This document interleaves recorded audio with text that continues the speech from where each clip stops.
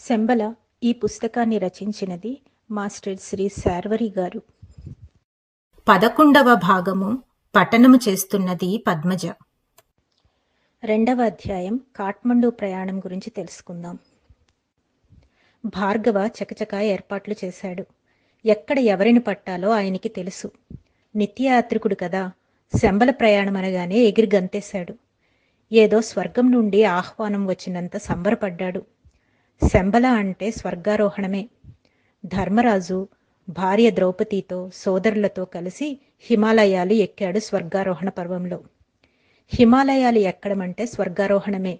వ్యాసుల వారు రాయలేదు గాని ఆ స్వర్గం శంబలయే అయి ఉండాలి. శంబల అందరూ చేరలేరు. నాతో ప్రయాణం అంటే భార్గవ థ్రిల్ ఫీల్ అవుతున్నాడు. కలిసి నడిచినా ఎవరి నడక వారిదే. ఎవరికి ఎంత ప్రాప్తమో అంతే లభిస్తుంది. నాకు లోపల సంతోషంగా ఉన్నా ఎందుకొచ్చిన బాధ అనిపిస్తోంది. టిబెట్ అనేసరికి కాస్త భయం. నేపాల్ కాఠ్మండు వరకు పర్వాలేదు. ఆ పైన చైనా వారి అధికారం. అడుగడుగునా ఆంక్షలు, అవరోధాలు. వీసా దొరకడం కష్టం. ప్రయాణం అంతకంటే కష్టం. ఎవరెస్ట్ వెళ్లే వారినే చైనా ప్రభుత్వం ముప్పతిప్పలు పెడుతోంది.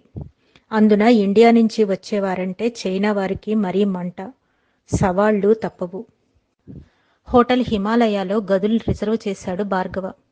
ఢిల్లీ నుండి బయలుదేరిన 2 గంటల్లో కాఠ్మండూ చేరాం.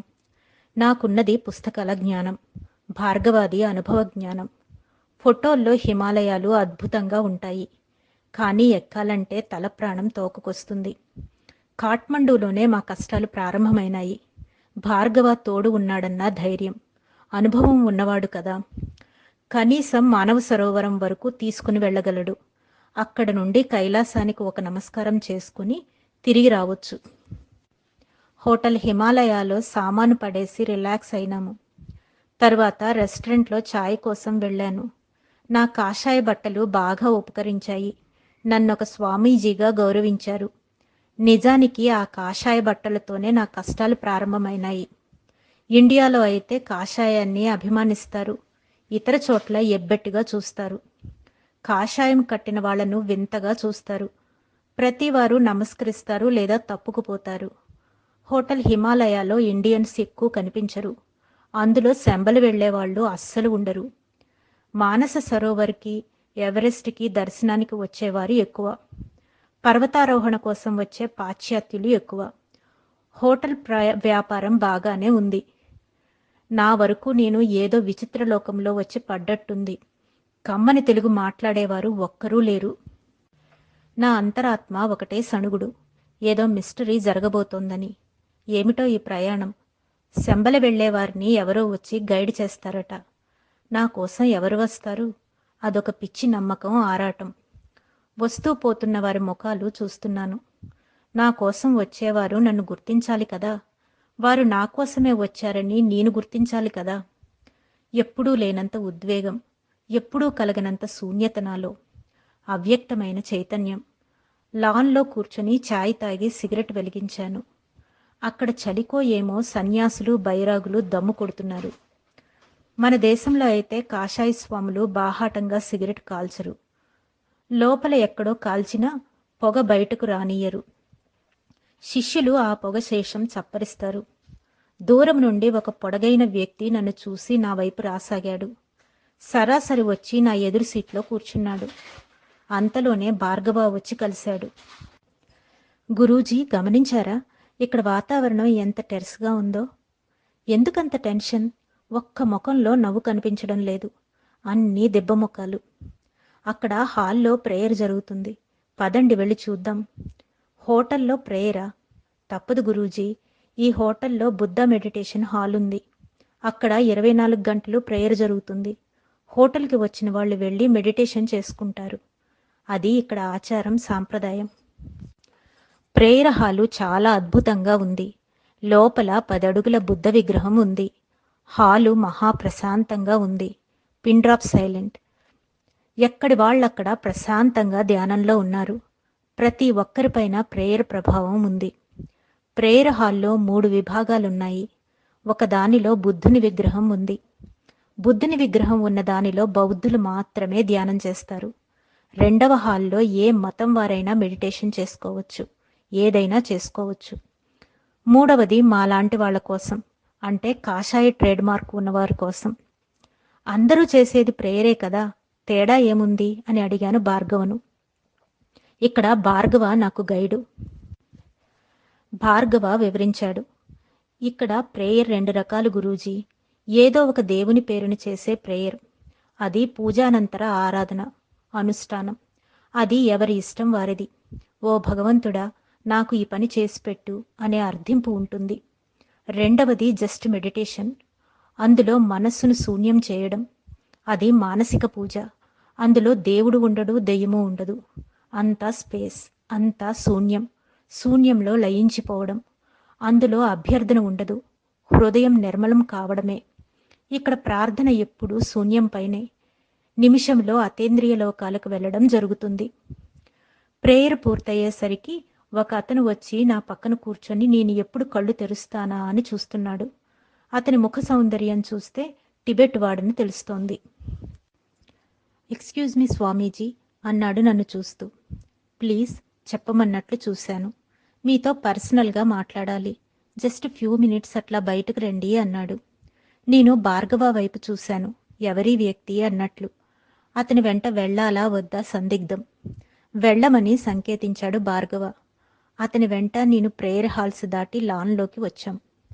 పక్క పక్కన నడుస్తున్నాం. స్వామి, నేను వచ్చింది మీకోసం, మిమ్మల్నే వెతుకుతున్నాను అన్నాడు. అతను నా మిత్రుడు భార్గవ. ఇద్దరం కలిసే వచ్చాం, కలిసి ప్రయాణం చేస్తున్నాం. నేను వచ్చింది మీకోసం, మీ ఫ్రెండ్ కోసం కాదు. నాతో మీకేం పని అన్నాను నేను. ఆ పనేమిటో నాకు తెలియదు గురూజీ. If you are Swami Sharvari, it is okay. Am I right? I'm searching for you. I'm coming for you. నేను నవ్వాను. నేనే Sharvari. Thank you. I am ఎన్ డోల్ అని చేయి చాపాడు. ఎవరికి షేక్ హ్యాండ్ ఇవ్వడం నాకు ఇష్టం ఉండదు. ఒకరి స్పర్శ వల్ల నా శక్తి తగ్గిపోతుందని కాదు, డిస్టర్బెన్స్ వస్తుంది. వారి నెగిటివిటీ నాకు అంటుతుందని భయం. నమస్తే అన్నాను. అతనిలో ఏదో ఆత్మీయత ఉంది, అదే పనిచేస్తుంది. నిజాయితీ ఉంది, అబద్ధం చెప్పడు. మోసం చేయడం అతని వల్ల కాదు. మీరు శంబలా వెళ్తున్నారా? యామ్ ఐ రైట్ అన్నాడు ఇండోలే. యా అన్నాను. నా శంబల కళ గురించి ఇతనికి ఎట్లా తెలిసి ఉంటుంది? భార్గవ ఫోను గాని చేయలేదు కదా. ఇంకా నిర్ధారణ కాలేదు. నా ఫ్రెండ్ భార్గవ ప్రపోజల్ అది. హడావిడి అంతా తనదే. అతను నా కళ్ళలోకి లోతుగా చూస్తూ అన్నాడు. మిమ్మల్ని లాసా చేర్చే బాధ్యత నాది అన్నాడు. బాధ్యత ఏమిటి? నా ప్రయాణం ఎవరి ప్రమేయం, ఎవరి ప్రయోజనం? నాకు తెలియదు స్వామి. అది మా గురువుల ఆర్డర్. రేపు ఉదయం వచ్చి కలుస్తాను. రెడీగా ఉండండి. ఇంకేమీ అడక్కండి. అనుభవంలో అన్నీ తెలుసుకుంటారు మీరే. మీ ఫ్రెండ్ మనతో వస్తారా? పర్మిషన్ ఉందా? ఏం పర్మిషన్? ఎవరు పర్మిషన్? పాస్పోర్ట్ ఉంది, వీసా ఉంది. ఇంకా పర్మిషన్ ఏమిటి అదనంగా? రేపు మార్నింగ్ 8 గంటలకు బీ రెడీ స్వామీజీ అని వెళ్ళిపోయాడు ఇండోలి. ఉదయం 8 గంటలకు టెన్షన్గా హోటల్కు వచ్చాడు ఒక డొక్కు కారుతో. అది పాత టయోటా. నా సామాను హోటల్ కౌంటర్లో అప్పగించి లాకర్లో ఉంచే ఏర్పాటు చేశాను. తిరిగి వస్తానా? రాగలనా? ఏమో. తిరిగి వస్తానన్న నమ్మకం నాకైతే లేదు. శంబల వెళ్ళిన వారు తిరిగి వచ్చినట్లు ఎవ్వరూ చెప్పరు. మన దేశంలో పూర్వకాలంలో కాశీ వెళ్ళిన వారు కాటికి వెళ్ళిన వారితో సమానం. 2 ఏళ్లకు తిరిగి రాకపోతే కర్మకాండలు చేసేవారట. నా శంబల యాత్ర అలాగే ఉంది. కాఠ్మండూలో శంబల గురించి చెప్పుకుంటారు, అంతవరకే. ఎవరికి దాని ఆనుపానులు తెలియవు. మమ్మల్ని ఎక్కించుకొని ఎయిర్పోర్టుకు చేరాడు. ఎయిర్పోర్టుకు చేరే వరకు ప్రోగ్రాం చెప్పలేదు. ఏది అడిగినా ముభావంగా అనేవాడు. మా ప్రయాణం ఏమిటో అర్థం కావడం లేదు. జరిగేది జరగక మానదు. వేదాంతం, కర్మ సిద్ధాంతం నమ్మడం మంచి పని. ఎయిర్పోర్టుకు వచ్చాక తెలిసింది మా పేర్లతో టికెట్స్ బుక్ అయ్యాయని. ఎవరు చేసి ఉంటారు? అంత అజ్ఞాత వీరులు ఎవరు? ఎవరికంత ఆసక్తి? గంభీరంగా నవ్వుతున్నాడు. కౌంటర్లోని అమ్మాయి గంభీరంగా సీరియస్గా చూసింది మా వైపు. భార్గవాలో గ్లామర్ ఉంది, నాకంత సీన్ లేదు. ఆవిడకు తడి పొడి ఇంగ్లీష్ వచ్చు. ఇన్ లోపలికి వెళ్ళి ఆ పిల్లతో టిబెట్ భాషలో మాటలు కలిపాడు. క్షణంలో టిక్కెట్లు మా చేతికి వచ్చాయి. జన్మభూమి కార్యక్రమం అక్కడ బాగానే పనిచేస్తోంది. మాతృభాష మమకారం. ఆ పిల్ల మావోయిస్టు అని నా అనుమానం. ఆమె చూపులు ఎర్రెర్రగా ఉన్నాయి. ఇన్ ఏదో చెప్పాడు ఆమెతో. ఆమె ప్రసన్నమయ్యింది. నవ్వుతో నా వైపు చూస్తూ ఓకే అంది. ఇన్ నా గురించి ఏం చెప్పాడో గాని హఠాత్తుగా నా పైన ఆమెకు భక్తి పుట్టింది. పడి పడి నమస్కారాలు చేసింది. నేనేదో గొప్పవాడినని చెప్పి ఉంటాడు. దుబాసీలు అప్పుడప్పుడు కాస్త మంచి పని చేస్తుంటారు. అబద్ధాలాడినా అతికినట్లుంటాయి. మా టిక్కెట్లు, బోర్డింగ్ పాసులు చేతికి వచ్చాయి. అమ్మయ్య! కాఫీ బార్కి వెళ్ళాం. ప్రాణం లేచి వచ్చింది. కాఫీ తాగాం. స్వామీజీ, మీరు కాస్త కోపం తగ్గించుకోవాలి అన్నాడు ఇన్. నా కోపం వీడికేం బాధ? నా కోపం నా ఇష్టం. కోపం వల్ల మీ పవర్ తగ్గిపోతుంది గురూజీ. ఆ అమ్మాయితో కాస్త ప్రేమగా మాట్లాడితే ఏం పోయింది? నవ్వుతూ ప్రేమగా మాట్లాడండి. పనులు సులభంగా అవుతాయి. గుర్తుంచుకోండి. Thanks for your board advice అనుకున్నాను. దయచేసి మీరు శంబల మాట ఎక్కడా ఎత్తకండి. ప్రమాదం. ఏం ప్రమాదం అని అడిగాను. ఇక్కడ నిండా చైనా గూఢచారులుంటారు. ఆవులిస్తే పేగులు లెక్కబెడతారు, బొక్కలో తోస్తారు, లేదా లాకప్ డెత్ చేసి అడ్రస్ లేకుండా చేస్తారు. గట్టిగానే హెచ్చరించాడు ఈయన్. ఇక్కడ వాక్ స్వాతంత్ర్యం ఉండదా? మాట్లాడడం కూడా తప్పేనా? ఆలోచన పైన అజమాయిషీనా? ఇది కర్మపా రాజ్యం కదా. మేము కర్మభూమి నుండి వచ్చాం. కమ్యూనిస్టు చేత చిక్కి చావాలనా? శంబల చేరడం మాట ఎట్లా ఉన్నా చైనా జైలుకు చేరడం ఖాయం. ఇన్ ప్లేన్లో మాకు దూరంగా కూర్చున్నాడు, మమ్మల్ని గమనిస్తూ. లాసా వెళ్లే విమానం చిన్నదిగా ఉంది. ప్యాసింజర్లు తక్కువే. అంటే మేం వెళుతుంది లాసా అన్నమాట. నాలో కాస్త జ్ఞానోదయం అయ్యింది. విమానం ఎక్కి కూర్చున్నాం. నా ఆలోచనలు తెలియని శంబల చుట్టూ తిరుగుతున్నాయి. నా ఊహల్లో శంబల గొప్ప బౌద్ధ కేంద్రం, నలంద, తక్షశిల, గయా లాంటి క్షేత్రం, బంగారు భవనాలు ఊహిస్తున్నాను. అంతలో బంగారు భవనాలు మాయమై కొండ గుహలు కనిపిస్తున్నాయి. రత్నఖచిత సింహాసనాల స్థానంలో బండరాళ్లు కనిపించాయి. మనసులో కాషాయ గౌనులు వేసుకున్న లామాలు కనిపిస్తున్నారు. బ్రోచర్ తీసి టిబెట్ గురించిన పరిచయం చదివాను. ఏవో మ్యాపులు, ఫోటోలు దండిగా ఉన్నాయి. అందంగా ఉన్నాయి. రంగుల్లో హంగుల్లో స్వర్గంలా ఉంది. అది అదృశ్యమంటారు కదా. అక్కడ పట్టణాలు, కొండలు, లోయలు యమహా అనిపించింది చూస్తుంటే. అటువైపు చైనా, ఇటువైపు నేపాల్, ఇండియా, దుర్భేద్యమైన హిమాలయాలు, నీటి చుక్కలేని గోబీ ఎడారి, 100 మైళ్ల పొడవు విస్తరించిన పర్వత శ్రేణులు. తూర్పు టిబెట్లో జనాభా ఎక్కువ. అది సారవంతం. మంచి పంటలు పండుతాయి. ఉత్తర పశ్చిమాలలో చెదురుమదురుగా పర్వతాలు. ఎక్కడా ఒక రోడ్డు కనిపించలేదు. అన్నీ కొండబాటలు. పశ్చిమ టిబెట్లో 2 రోడ్లున్నాయి. అవి మిలిటరీ ట్రాక్టర్ల కోసం చైనా ప్రభుత్వం వేసుకున్నవి. జనం సంగతి ఎవ్వరికీ పట్టదు. దక్షిణంగా ఉన్న రోడ్డు మానస సరోవరానికి దారితీస్తుంది. ఆ పక్కన మౌంట్ ఎవరెస్ట్, అదే కైలాసం. ఆ పక్కన కాంచనగంగ. ఎవరెస్ట్ వరకు వెళ్ళవచ్చు. అవతలికి వెళ్ళడం జరగని పని. మరీ లోపలకు వెడితే కున్యిన్ పర్వతాలు. మా విమానం 35,000 అడుగుల ఎత్తులో పోతోంది. ఉష్ణోగ్రత నిమిషానికి మారుతోంది. శ్వాసించడంలో మార్పు తెలుస్తోంది. శ్వాస కష్టంగా ఉంది. క్రిందికి చూస్తే నల్లటి దుప్పటిని కప్పుకున్న పర్వతాలు. ఆకాశం నీలం రంగులో ఉంది. విమానం ఎవరెస్ట్ పైగా పోతోంది. అంటే విమానం టిబెట్ ఆకాశంలో ప్రవేశించింది. టిబెట్ అనగానే మహాలామాలు తిరుగుతుంటారనిపించింది. క్రిందికి చూస్తే ఎవ్వరూ కనిపించలేదు. వెనక్కి తిరిగి చూశాను. ఇన్ సీరియస్గా కళ్ళు మూసుకొని ఉన్నాడు. నోరు విప్పడు. తన సొమ్మేం పోతుందో. సరదాగా మాటలు చెప్పొచ్చు కదా. ఏమీ చెప్పడు. బోడు రహస్యం. ఇన్ నటించినట్లు నేను నటించలేను. లాసా నుండి తిరుగు ప్రయాణం తప్పదనిపిస్తోంది. ఫ్లైట్ దిగ్గానే ఇన్ నాకు వార్నింగ్ ఇచ్చాడు. స్వామి, మీరు శంబల గురించి ఆలోచించకండి. ఈ ప్రయాణం మీది కాదు. మిమ్మల్ని చేరవలసిన చోటుకు చేర్చే బాధ్యత మాది. మీ మంచి చెడ్డలు మిమ్మల్ని పిలిపించుకున్న వారివి. మీకేమీ ప్రమాదం కలుగదు, ఇబ్బంది కలుగదు. పరమగురువుల వల్ల ఎవ్వరికీ అన్యాయం జరగదు. అంతా మంచే జరుగుతుంది. దయచేసి మీరు నోరు విప్పకండి. మనసుపై మూత వేయండి.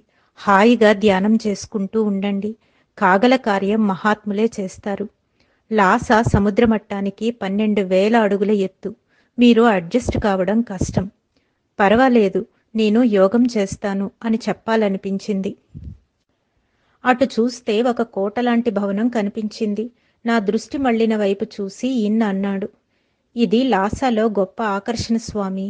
అది పొటాలా భవనము. దలైలామా ఉండే చోటు ఇదే. ఇండియా వెళ్లే వరకు ఇదే ఆయన మఠం. ఒక హోటల్ వద్ద కారు ఆగింది. మన హైదరాబాదు, ఢిల్లీ హోటల్స్తో పోలిస్తే అది టూరిస్ట్ హోటల్లా అనిపించలేదు. హోటల్ ఎంట్రన్స్ దగ్గరకు వెళ్లేసరికి అది ఆటోమేటిక్గా తెరుచుకుంది. ఇది మాంత్రికుడి భవనం కాదు కదా. మమ్మల్ని గదిలో పెట్టి ఇన్ వెళ్ళిపోయాడు. గదిలో టేబుల్ పైన నా పేరున ఒక నోట్ ఉంది. మాస్టర్స్ నిన్ను శంబలకు అనుమతించారు. నీతో ఒకరు వచ్చారు. అతనిష్టం. రాగలిగితే అతనికి డాకిని సహాయం ఉంటుంది. ఇదేం పిట్టింగు? మాస్టర్స్ ఎవరు? అనుమతి ఏమిటి? భార్గవ సంగతి వాళ్ళకెలా తెలుసు? అతను రావడం మాస్టర్స్కి ఇష్టం లేదా? డాకిని ఎవరు? డాకిని సహాయం చేయడం ఏమిటి? శాకిని డాకినీల గురించి ఎప్పుడో చదివాను. వారు ఏం చేస్తారో తెలియదు. యక్షులు, గంధర్వులు, అప్సరసులు, డాకినీయులు వీరంతా ఉన్నారా లేరా? ఏమిటో అయోమయం. ఎవరో నా భుజం మీద చెయ్యి వేశారు. చెవిలో గుసగుసలాడారు. అవును స్వామి, చాలామందికి శంబల గురించి తెలుసుకునే అవసరం ఉండదు. అక్కడికి వెళ్లే అవసరమూ కలుగదు. పరమగురువుల అనుమతి లేనిది ఎవ్వరూ శంబల గురించి అసలు ఆలోచించరు.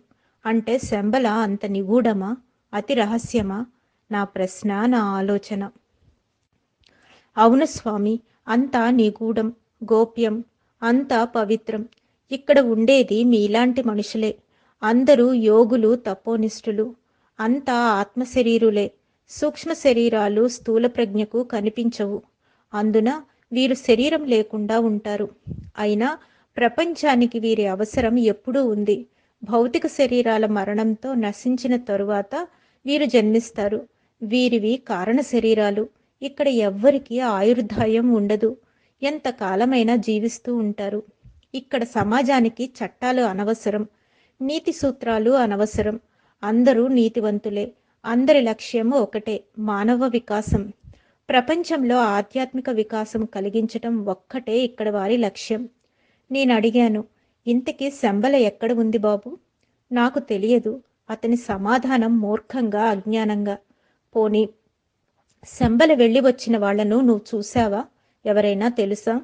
తెలుసు స్వామి. నా చిన్నతనంలో ఒక గొప్ప లామా తెలుసు. ఆయన శంబల తనని పిలుస్తుందని చెప్పి వెళ్ళాడు. వెళ్ళినవాడు తిరిగి వచ్చాడా, చచ్చాడా? అది చెప్పు బాబు. వెళ్ళాడు, తిరిగి రాలేదు. ఎట్లా అంతర్ధానమైనాడో కూడా నాకు తెలియదు.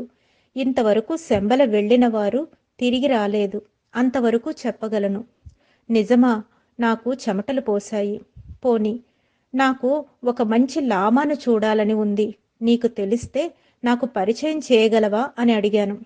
లామా రిగ్డెన్ నాకు తెలుసు. ఆయనే మీ దగ్గరకు నన్ను పంపించింది. కావాలంటే ఆయన్ని పరిచయం చేయగలను అన్నాడు. అంటే శంబల వెళ్ళిన వారు తిరిగి రారు, అంతే సంగతులు అనే అంటారు అంతా. నా అనుమానము అదే స్వామి. ఏం మాట్లాడను? ఈ భాగాన్ని ఇక్కడితో ముగిస్తున్నాను. వచ్చే భాగంలో మళ్ళీ కలుద్దాం. అంతవరకు సెలవు. ధన్యవాదాలు.